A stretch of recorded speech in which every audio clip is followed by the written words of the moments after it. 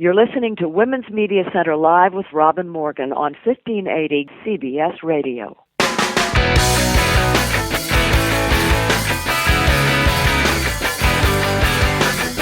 Welcome to Women's Media Center Live. I'm Robin Morgan. You're listening to us on CBS radio station WJFK 1580 AM in the Washington, D.C. area, or on the web, WMClive.com, where you can also find podcasts of all our previous shows. And from there, you can link to iTunes, where you can also download and subscribe to the show for automatic download worldwide.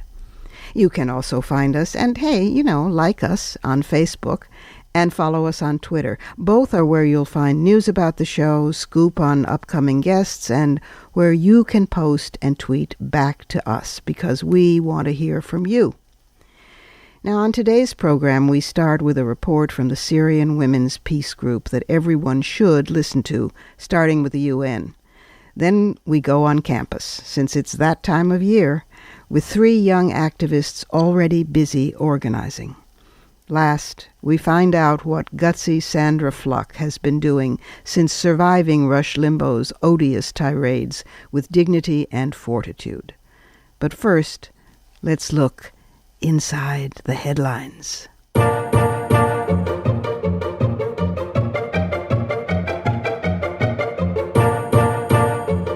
As headlines report and pundits debate the convulsions in the Middle East in the wake of the Arab Spring, and wonder about the violence in these cultures and these savage people, it might be illuminating to remember something about the history of this country, which wasn't always a world power, which wasn't always the so-called indispensable nation. From the time of the Constitutional Convention in 1787, which really made us a country, until the first act of secession that led to the Civil War, was 71 years. The convention was in 1787, and the first act of secession was in 1861. And it's interesting to look at some of the things that happened in between. States' rights, obviously, was always an issue back to the Constitution. But not the only issue. There was something that historians call sectionalism, not sectarianism or sectarianism, but sectionalism, which refers to different economies and social structure and customs and political values between the North and the South. The North obviously was industrialized, urbanized, and the South was based on agriculture, and agriculture in turn was based on, yes, you got it, slave labor. And slavery obviously was a central cause of the escalating political tension all through the 1840s and 1850s. Southern leaders had threatened secession if the Republican candidate, and the Republicans were the good guys in those days, the candidate was a man named Abraham Lincoln, and if he won, they had threatened secession. And he did win without carrying a single Southern state, and so many Southern whites felt it was the time for disunion. The best strategy, on the other hand, available to attack slavery, since you couldn't attack it in the so-called slave states, they had been grandfathered into the Constitution, the best strategy for attacking slavery was to restrict its expansion into the new territories, and there certainly were new territories. Now keep in mind, the Constitutional Convention was only in 1787, real birth of the country. Louisiana Purchase expansion, 1803. The Missouri Compromise in 1820. That was between the pro- and anti-slavery factions in the Congress. Weird little side stories. To balance the number of so-called slave states and free states, the northern region of what at the time was Massachusetts ultimately gained acceptance into the Union as a free state and became Maine. My point is that 71 years between the Constitutional Convention and the first act of secession were a very short time historically, and were filled with a cluster of anxiety and outbreaks and politicking and anger and insurgencies.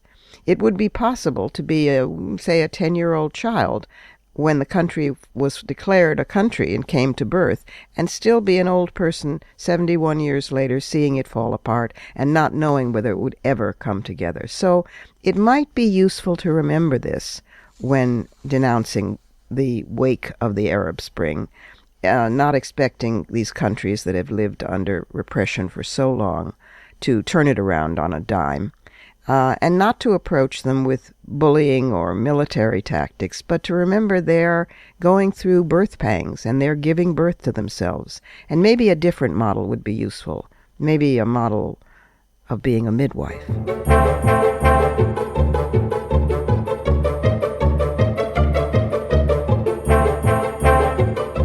Now to our first guest.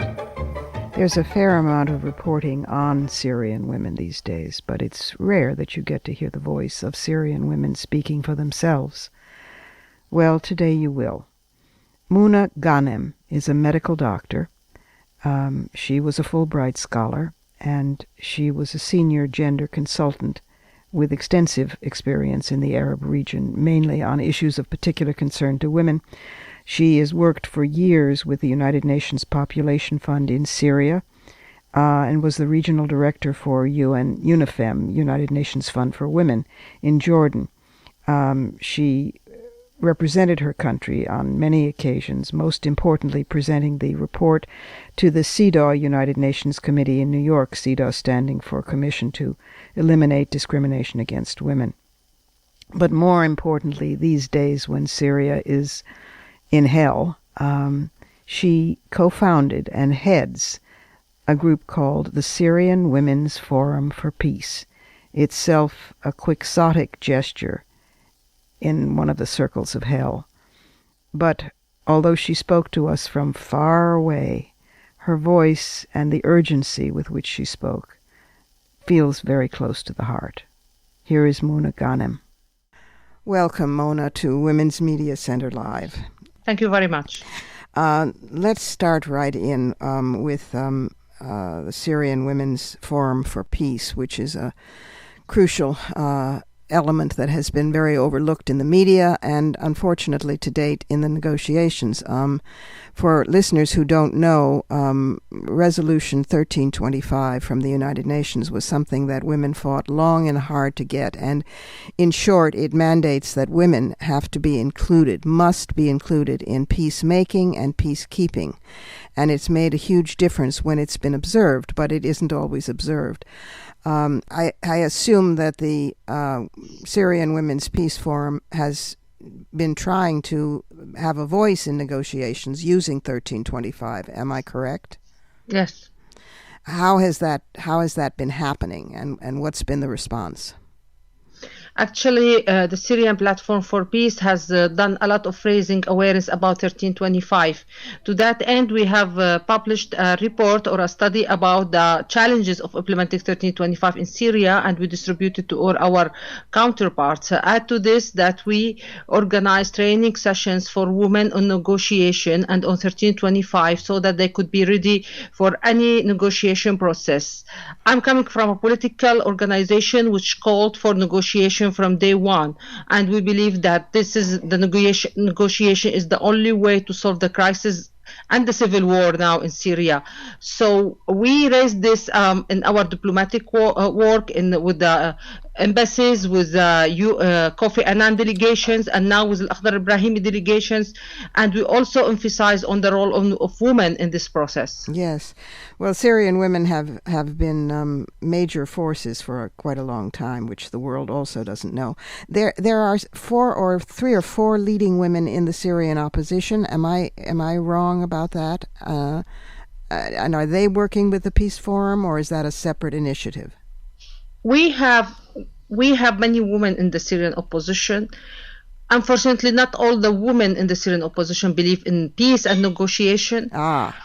But my group, which is mainly coming from inside Syria, believe that the peace is our goal, and we need democracy also. It's not only peace, and we have to achieve this through negotiation and through inclusive peace political process. It's not like we only work for peace. we keep our eyes on democracy, and we believe that there is no democracy without women. This is why women should be involved in the process.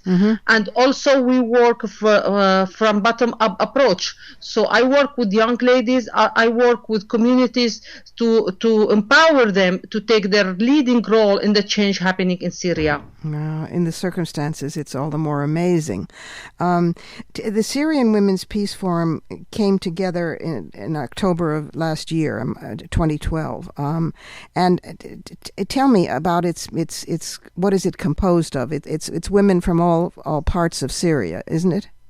Yeah, last year, supported by our partner Karama in Cairo, we came with our first conference in Cairo, and we were about 40 women from different walks of life.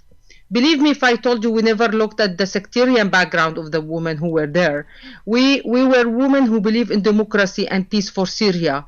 And yes, we were coming from different areas in Syria. I have no idea, honestly, I don't have any idea about the sectarian composition of the women who were in the meetings, but I know for sure that all of them coming from different parts of the world and from different parts of Syria, and they were all representative of the Syrian women inside Syria. It's beautiful. Our listeners know about Karama, excuse me, because Hibak Osman has been a guest on the program. What is it that women in the West, specifically in the United States, although we have listeners worldwide, what can women do to be of support to Syrian women? We know the following so far. We know that women always get the worst of it whenever there's a conflict area. We know that there are political and ethnic rapes going on. We know that women are not being listened to, and we know that the rising tide against military interference in this country, in the United States, began with a gender gap. Men were for it at the beginning and women were not. And then the gender gap narrowed because men came to resemble women's position. But is there anything in particular that you can recommend to U.S. women or women anywhere in the world where they can be of support to Syrian women? I think the American women should vote against the American strikes on Syria, because this will increase the violence in Syria and will not help us to assume democracy. This will put women and children at stake, because as you mentioned, we are the one who pay the highest price. Yes. And I think such a military action on Syria will only increase the situation and will also put us in a very bad consequences of that strike on Syria. So I think they should push for political solution. They should push for negotiation and not for more violence in the region, in my country and also in the region. Yes, well, that's what they've been pushing for. How do you see in the situations where there's such entrenched violence and old grudges? How do you see negotiations beginning? Well, I think there was a lot of talks between Mr. Kerry and Lavrov about Geneva too. And we think that the first step in the political solution in Syria, that the Russian and American agreed that they should not support violence and arm anymore. And this is what was supposed to be happening in Geneva too. So although Geneva too is not the solution, it's the first step towards the solution. And they should say that violence is not acceptable anymore in the case of Syria, and that everybody should work towards a political solution. And they should also urge their alliance in the region, like Saudi Arabia and Qatar, not to support all these radical groups in Syria, where they are committing a lot of violation of human rights, which is added to the violation which is committed by the regime. You see what I'm saying? Yes. That women and children are between the violation of human rights committed by both sides, by this radical movement and also by the regime. So I think this is high time now that we say enough for violence, enough for arming, enough for military intervention. It's time to sit on the table, although the negotiation might take some time, but I think this could save a lot of lives. Yes, yes, indeed. Tell me one other thing, Mouna, is in Ireland, when women using 1325 forced their way into the negotiations, their major contribution, and it was major, came came at a certain point when the men were walking out of the negotiations. And I don't know if you've heard this story. Probably you have. The women literally barred the door. I mean, they threw themselves in front of the door and said, nobody's leaving. Just go back to talking. And they wouldn't let the men out. It's a small thing. It's a funny thing. It's a simple thing. But because of that, the negotiations continued. And, of course, Ireland was an 800-year-old war. Have there been moments when, or is the street fighting simply so dangerous that this can't happen, when women have taken to the streets and been able to demonstrate that from all sides they can't stand this anymore? Yeah, women are doing a lot of things on the ground, and I can mention the role of the women in the Zabadani area, which is very close to Damascus, where women are pushing towards ceasefiring. Yes, men are always violating the agreement for the ceasefiring, but it's women who are working on it, pushing for it, and they are very courageous in this. Oh, how amazing. Well, I thank you for taking the time in what I know is a completely frantic schedule to talk with us. Thanks for being with us on Women's Media Center Live. Thanks. We need to take a break here. This is Women's Media Center Live, and I'm Robin Morgan. We'll be back in just a moment, and then off to school to major in feminism on campus.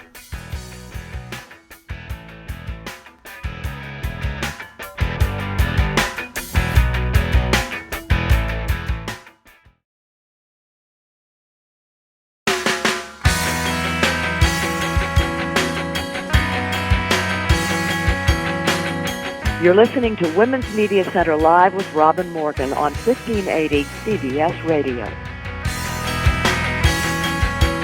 Welcome back. We're about to go to a new feminist front line, otherwise known as a college campus. But on the way, we have to take a detour and do some homework in verbal karate.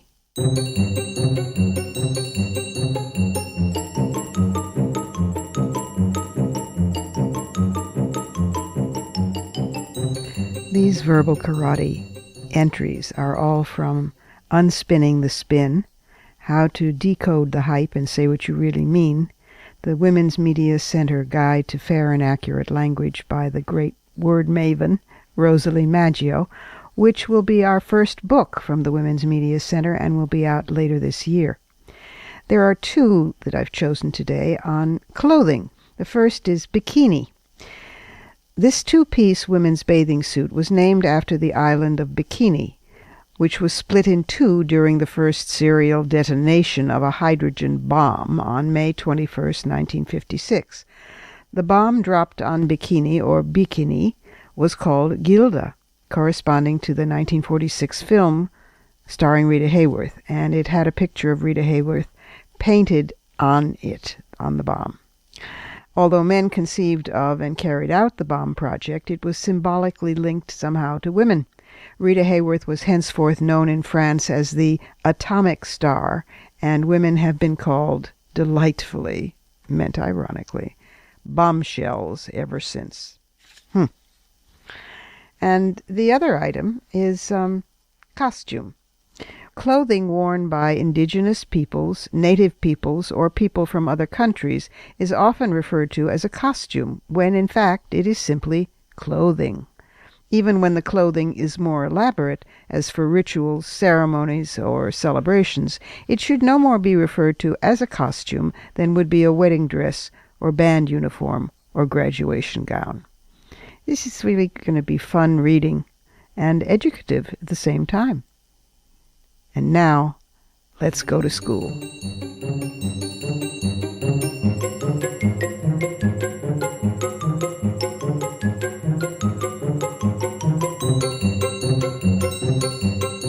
I have to start introducing this interview with a shout-out to how we got it.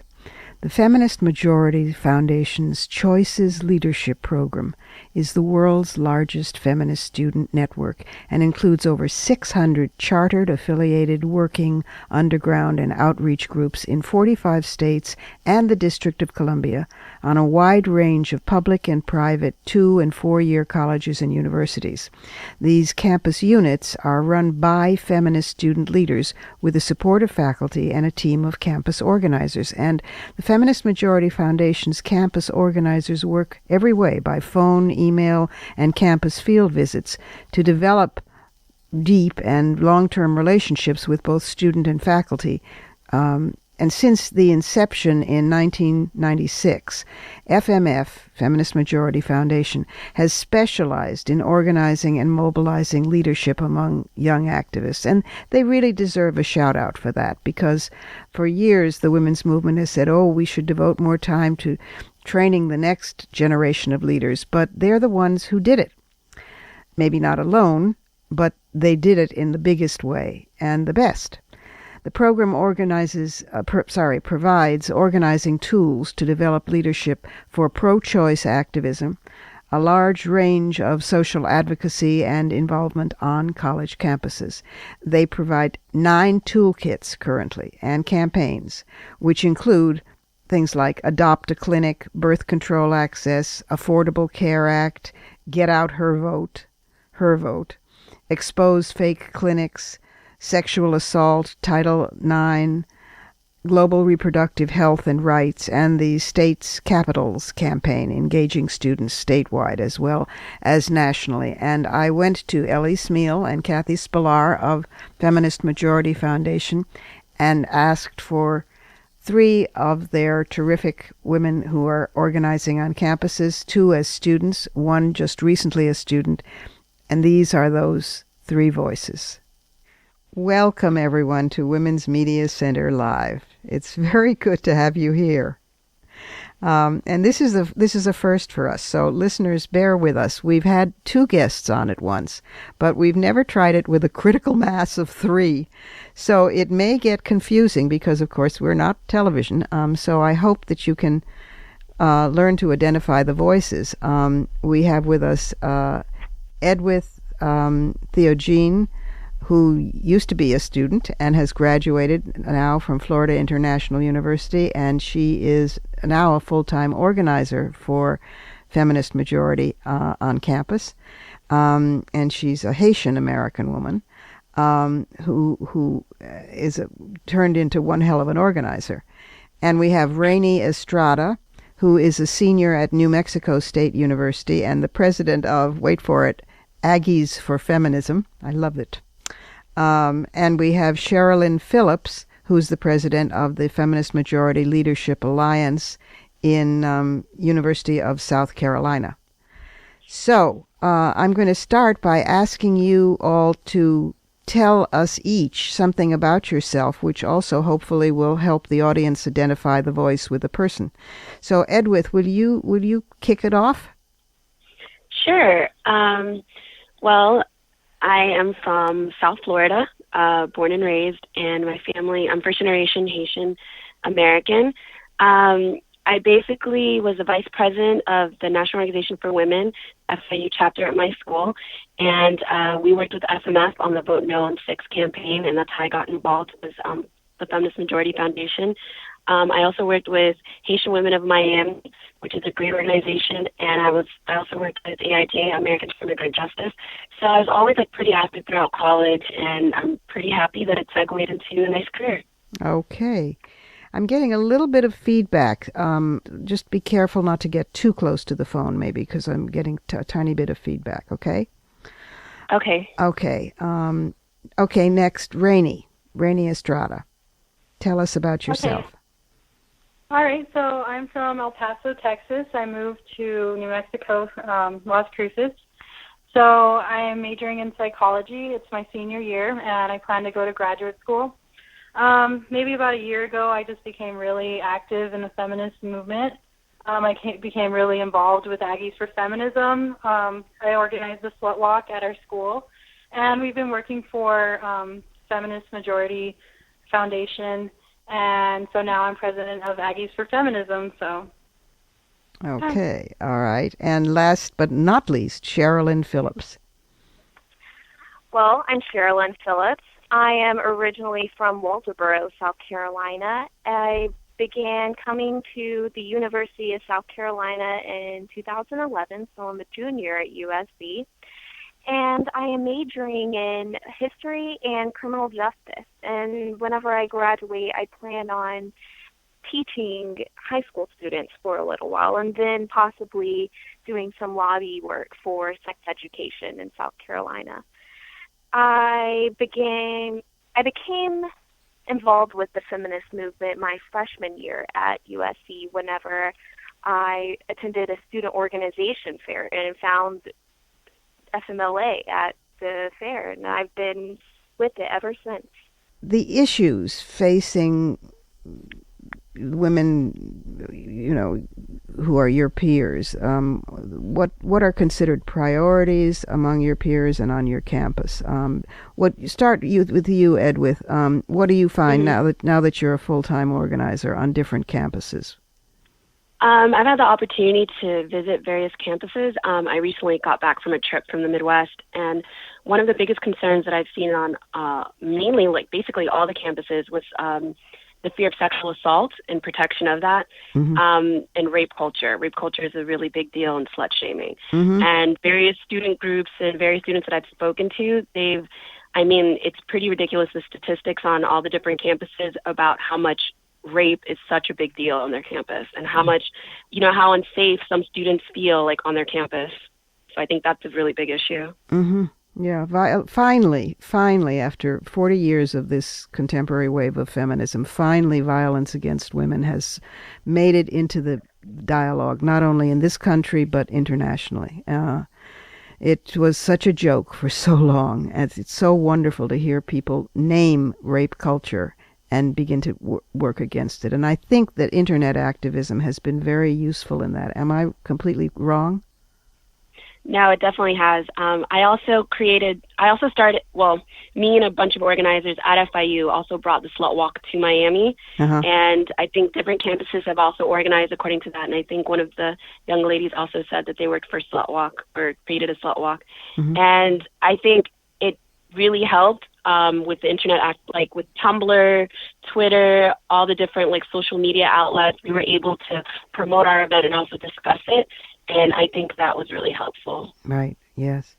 I want to get back to that, but I want to pick up from Rainey and from Sherilyn first.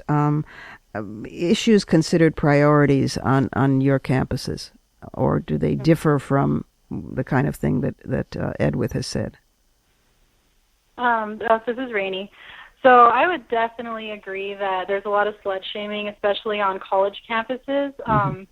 A lot of the, college men, they tend to use very derogatory terms towards women, and it's really not seen as a bad thing at all. So, yeah, we had the Slut Walk, and I think that's another one.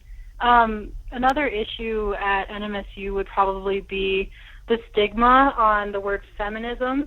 Yeah. A lot of people don't understand what feminism is, and a lot of our work just involves talking to people and trying to recruit them, basically. Yeah. So that's been a problem all along, the F word. Sherilyn, what about you? What have you found as priority issues?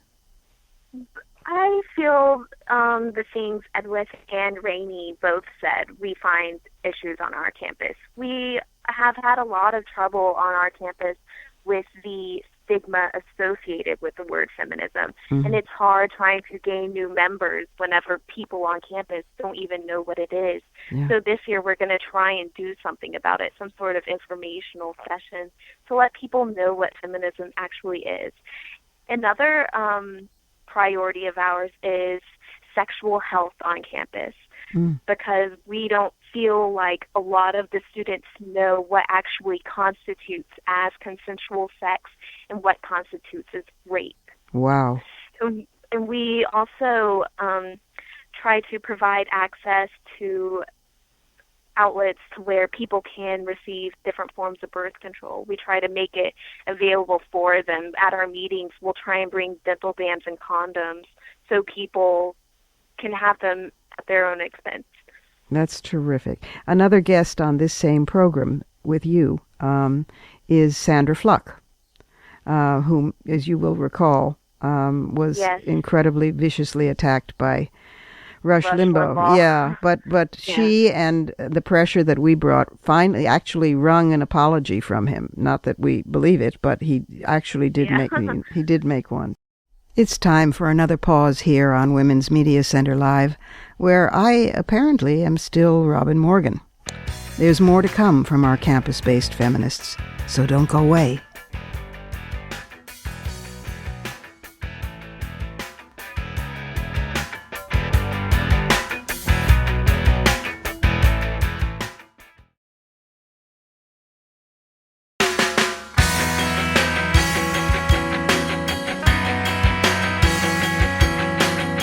You're listening to Women's Media Center Live with Robin Morgan on 1580 CBS Radio. And we're back again with Edwith Theogene and Rainey Estrada and Sherilyn Phillips. And when each of you speak this time around, I'm going to ask you to re-identify yourselves in case the audience is totally confused. But I think this is working. Okay, number one, does it drive you as crazy as it drives me when they claim that young women don't care about women's rights and aren't activists? I mean, does it make you just gnash your teeth until you need a bite guard? Yes, this is Sherilyn. Yeah. I have something to say about that. Our governor, Nikki Haley, is the woman who went on The View just recently and claimed that women do not care about access to birth control. This is Sherilyn, right? Yes, it is. Okay. And I remember feeling so infuriated. I had to write a letter to her letting her know how crazy she was to even claim that. Yes. Good job. Thank you. Edwith, I want to talk with you and with Rainey. I'm maybe missensing, but the name Estrada sounds to me as if there is a Latina strain there somewhere. Am I wrong? Yeah, definitely. We're right next to the border. We try to have a lot of Chicana, information out there. Our advisor for our club is actually she teaches like women on the border. So we do have a lot of Chicanas or feministas as we call them. So for the vagina monologues, we're going to try to donate to women in Juarez, which is one of the most violent cities in the world. Juarez, yes. So there's just a lot of that going on over here, but And Edwith, because one of the other myths is that women of color have never been involved in feminism. This one makes me suicidal because it's really awful. Totally suicidal. Talk to me about what you're seeing as a Haitian American on campuses in terms of the involvement, not only the involvement of women of color in the women's movement, but the understanding that these issues are inextricable from each other, racism and sexism and ableism and ageism and all of that. Tell me what you're finding. I do feel that there is a lack of involvement from minority groups when it comes to feminist movements, but I think it's also a lack of the real definition and the stigma associated with feminism. You're right, feminism did come out of the civil rights movement, so to me, I find it a little nerving as well that there is such a lack of involvement. Yes. But when I sit down and talk to most minority women and I listen to what their beliefs are or a lot of things that they've organized for, it's like, hey, you're a feminist. Yes. Feminism is completely motivating you. And I do believe in intersectionality. I love what Rainey's organization is doing to include the Latina voice within the dialogue on her campus. And from my experience at FIU is a very multicultural campus, a huge Latina influence, huge Haitian influence, all different kinds of minority groups. And we were able to have a sit-down conversation and define what feminism meant to us and define what feminism is, and we were able to join that kind of movement. Yeah. I do, as like an African American, well, Haitian American female, do receive some like responses like, hey, like, why are you doing this, or why are you calling yourself a feminist? And to me, I just like, it's not about splitting hairs about like titles and this and that. Like, I care about people, I care about myself, and I think like this is a great movement. Tell me what you think, if you had your druthers and were in power, would be the strategy that would get us over the next hump. Where do you see that you would like the women's movement to be going in the future? This is Edward Theogene. I would really like to bring a lot of attention to the double standards, such as like slut shaming and like rape culture, and those blurred lines of what exactly is consent and what isn't, because I think it's kind of atrocious that people don't know what that means, that no means no and yes means yes. And, you know, we have to sit there and define that. And I feel like that's something that should be taught in early education. Yep. And that we should take strong moves and strong pushes to make that happen. Do you think that the internet is one major place to begin? I ask because you may know that recently a sort of a coalition of feminist groups approached Facebook over the rape culture on Facebook and the fact that there were rape pages and you know and because they threatened to go after advertisers, and advertisers began boycotting Facebook. Facebook snapped to and is now working with the women to develop entirely new policies and training for their monitors. At least they're doing that. Twitter, all of the other ones aren't doing anything. Do you think that that's a front to attack on? I think it's a great strategy. This is Edwith again. And we live in this world that's completely, I don't want to say controlled, but social media does speak volumes. Like, social media is a really big deal. And yeah, I think it's a great tactic. What about other folks? Rainey, Sherilyn? This is Rainey. I definitely agree how powerful social media can be because, for example, with the Slut Walk, we posted it on Facebook, and it basically blew up across NMSU. It angered a lot of people, but the word was out. So I think that, you know, before you get to people, you have to kind of piss them off at first. And Sherilyn, I haven't heard from you on this. Well, in a couple of weeks, our organization is actually going to be having a discussion on gamer culture and geek girls associated with it, and how, in fact, violent those things can get whenever people start criticizing a woman's place within that realm. Yeah. So you're on it. Oh, we have to go, and this is very frustrating because I feel like we've just got started. But maybe we will do this again because now we know that we can do it with 3 guests. At least if they're the 3 of you, we can. And I, just speaking for me, thank you for everything that you're doing, and you give a golden oldie like me. Just real heart, because the future's in very good hands. I mean, you know, I always say, get your own torch. I'm not passing any torch because I'm still hanging on to mine and I'm on active duty. But so get your own damn torch because we need lots of flames to bring down patriarchy. But you're well on your way, and thank you for doing what you're doing and being who you are, which is just beautiful. And thank you for being with us on Women's Media Center Live. We have to take another quick break. I am still stubbornly Robin Morgan, and this is still Women's Media Center Live. Next up is the woman who forced Rush Limbaugh to eat his high-calorie words. Sort of. Stay tuned.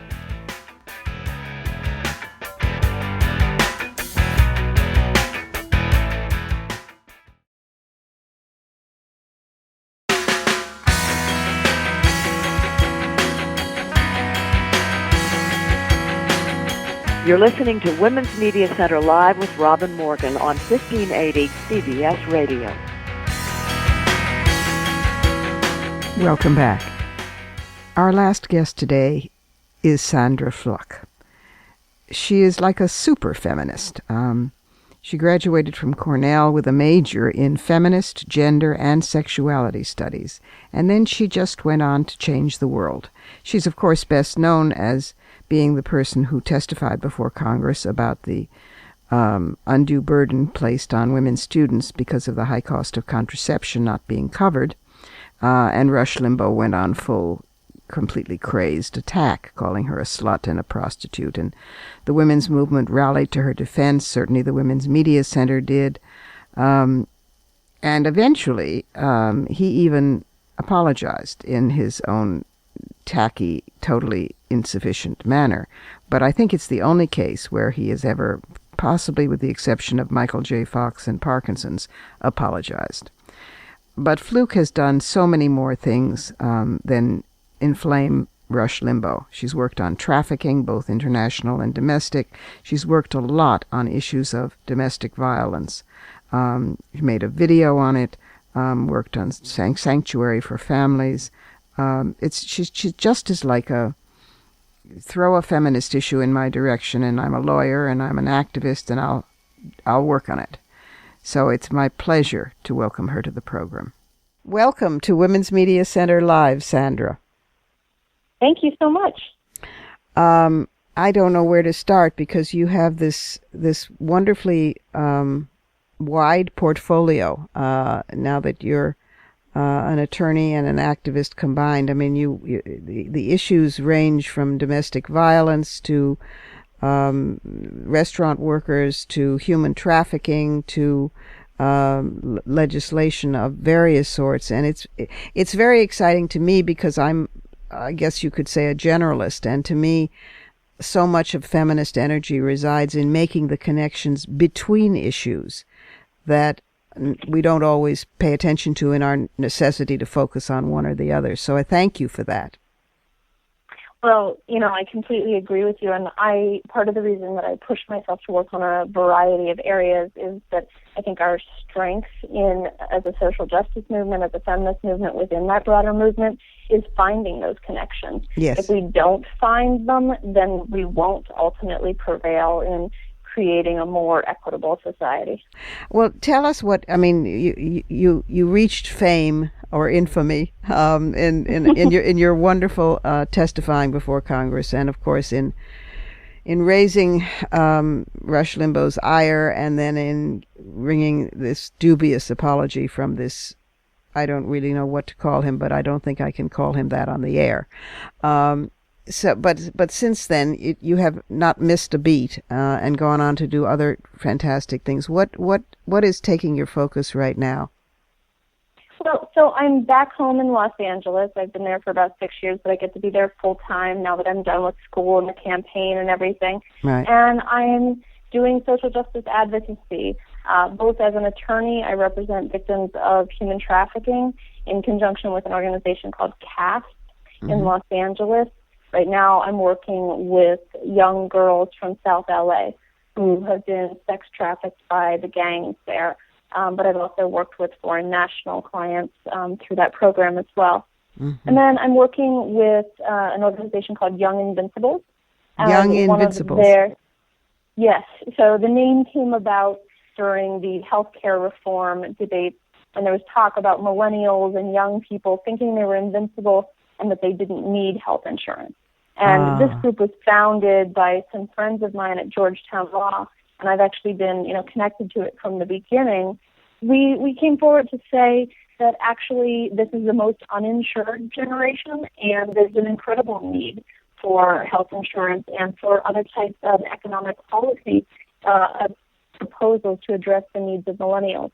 So we're working on issues of education affordability, healthcare affordability, and employment for young people. And so I'm one of the new innovation fellows as part of their program. The idea is that it's young thought leaders. I sort of say thought leaders plus me because it just doesn't sound right to refer to yourself that way. But innovative ideas is what we're tasked with coming up with, things that are not being already debated around D.C. Right. And so what I'm working on right now is the future of race-based affirmative action in higher education and trying to figure out where we go from here. And then beyond those two gigs, I also do a lot of independent advocacy. So we just had an incredible victory in California getting the Domestic Worker Bill of Rights through the legislature there, and we're feeling hopeful. Yeah, so we're feeling really hopeful that we'll see Governor Brown's signature in a few weeks. Also working on a bill that's a reproductive justice bill and an anti-poverty bill to repeal the maximum family grant or the family cap in California. Wow. You're going to turn California into the lead progressive state at this rate. Well, we should be, and I think one of the problems that we face in states like California is often people think that we're so progressive and our citizens think that everything's already fine and they don't have to be engaged in the process. Yeah. And so one of the things that I do a lot of is talking to audiences about the really problematic policies that we still have on the book. Mm-hmm. And the fact that even in California, we have decreased the percentage of women in elected office in the last 10 to 15 years. We've gone down from being in the mid-30s down to the 20%.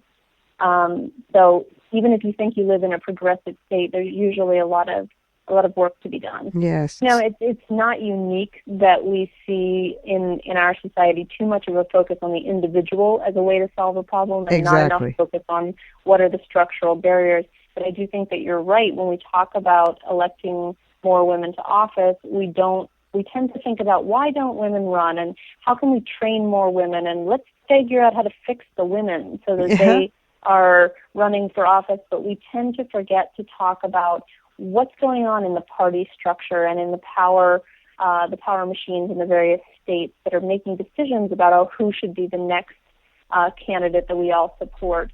Those types of decisions, that structural power, and also, as you said, the structures that allow women to have certain types of careers if they're fulfilling a more traditional child-caring role as well. Yes, precisely. What do you see in the future for you? Would you ever run for office? I hope so. Oh, well, thank you very much. I always like to say thank you for the high compliment, but also because you asked a young woman to run for office, and that's really important that a lot of us do that. Ask LGBT folks and people of color and immigrant documented folks to run, because that makes a difference. It sure because does. I am working so hard on trying to increase the diversity of representation that we have in elected office, I do think it's important to, not be a hypocrite, or at least on that, and say that if there's the right opportunity at some point, that's something that I would consider. Oh. But for me, goody. that's what I've said for a while. But for me, the point is really about the goal, right? Since the last year, things have changed a lot for me in terms of what kind of tools I have to do my advocacy work, but the goals are still the same. And whether I'm in elected office or out of elected office, again, that's just a question of which kinds of tools I have. Well, I know that whatever you do, you'll wind up doing it superbly, and I'm awfully glad we're on the same side, because it would be nervous-making to be on the opposing side from you. But I do hope you will. Likewise. Thank you. But I do hope you will consider that. And here's a pledge: if ever you do run for office, please find me, and if I'm still kicking, and if I am still alive, I will be kicking. I will work on your campaign. I will help raise funds for it. I will do whatever I possibly can to help. Oh, well, thank you so much, Robin. That's such a kind offer, and I will only take it up on it. I will only take you up on it if you promise to do the same thing for some other great progressive candidates in the meantime. I will and shall and do. Do we have a few minutes to talk about the family cap bill in California? I'd love to talk about that for a minute. We can, yes. This is a policy that we have in about maybe like a dozen and a half states right now, about 18 states, where if a woman is poor, is receiving public assistance, and she has another child, she's not able to access any additional benefits for that child. That was based on the idea that women were actually making a profit off of having children, and the whole welfare queens type of idea. Oh, God. Completely discredited based on such sexist and racist ideology. And in California, we've had the policy for 20 years.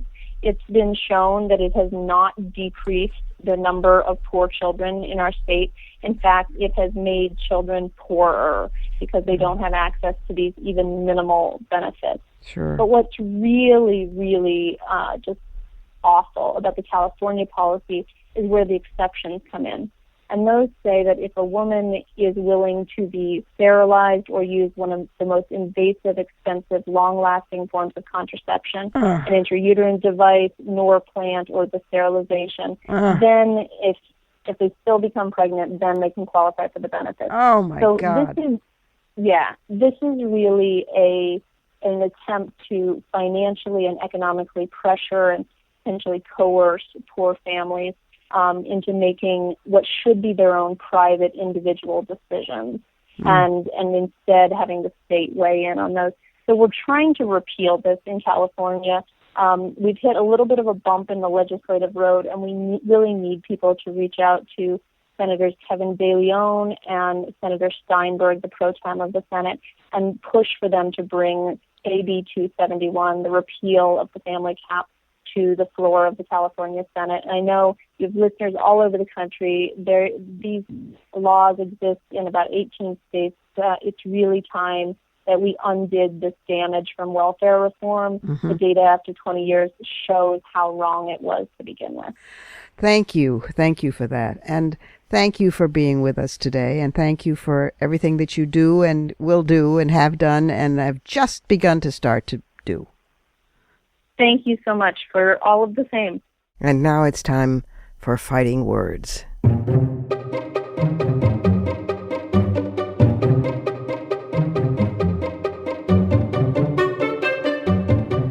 BBC News has reported on a United Nations study, parts of which were published in The Lancet Global Health, the first multi-country study to examine how widespread violence against women is and the reasons behind it.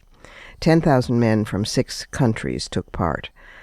Almost a quarter of the men surveyed in parts of Asia admitted to committing at least one rape. Rape was particularly common within relationships. However, 1 in 10 men admitted raping a woman who was not their partner. The prevalence of rape varied between countries. In Papua New Guinea, for example, more than 6 out of 10 men surveyed admitted forcing a woman to have sex, which I think is, in fact, a low figure, since we have other studies from women in Papua New Guinea saying that 100%, it's the only place in the world where 100% of women say they have been either sexually assaulted or attempted sexual assault has been perpetrated on them. The reasons given are particularly interesting. The first was sexual entitlement. Nearly 3/4 of those who committed rape said they did so because they believed they had the right to have sex with a woman regardless of her consent. I think this is very important data. The second most common motivation reported was to rape as a form of entertainment, for fun, or because they were bored. Think of the unemployment rates among young males across the world, and put that together with that one. The third was using rape as a form of punishment because the man was angry. And the fourth, surprisingly, the least common motivation was alcohol. So the old excuse, well, he was drunk, I was drunk, I didn't know, doesn't cut it. Men who had themselves suffered violence as children, especially childhood sexual abuse, were more likely to have committed rape. That's pretty much a given. And more than half of non-partner rape perpetrators first did so as adolescents, which affirms the need for us to train young people differently. We have got to stop raising our sons with a sense of entitlement. And lest you think, which I'm sure you don't, listeners, but lest anybody think that it's different in the United States, a study done not too long ago of college men found that 51% of college men in the United States would rape if they thought they could get away with it. Our sons need to be raised with a sense of humanity, not a sense of entitlement.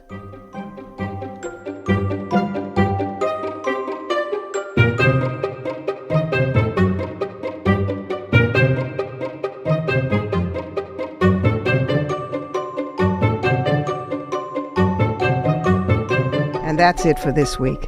You've been listening to us on CBS station WJFK 1580 AM radio and on the web at WMClive.com, which also has podcasts of all our previous shows.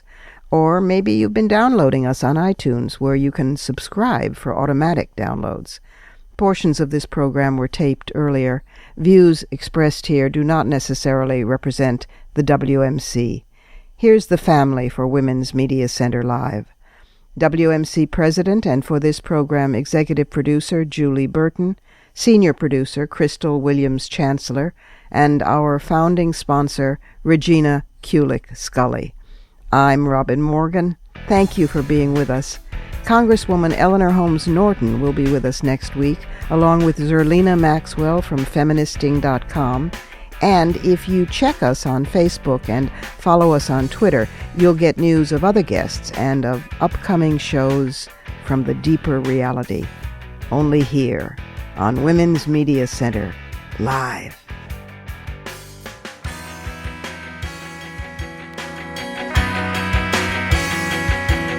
For the smartest talk about news, politics, sex, books, religion, race, and more, tune your radio to Women's Media Center Live with Robin Morgan.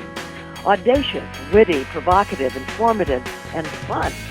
It's Women's Media Center Live with Robin Morgan on 1580 CBS Radio and WMClive.com. Talk radio with a brain.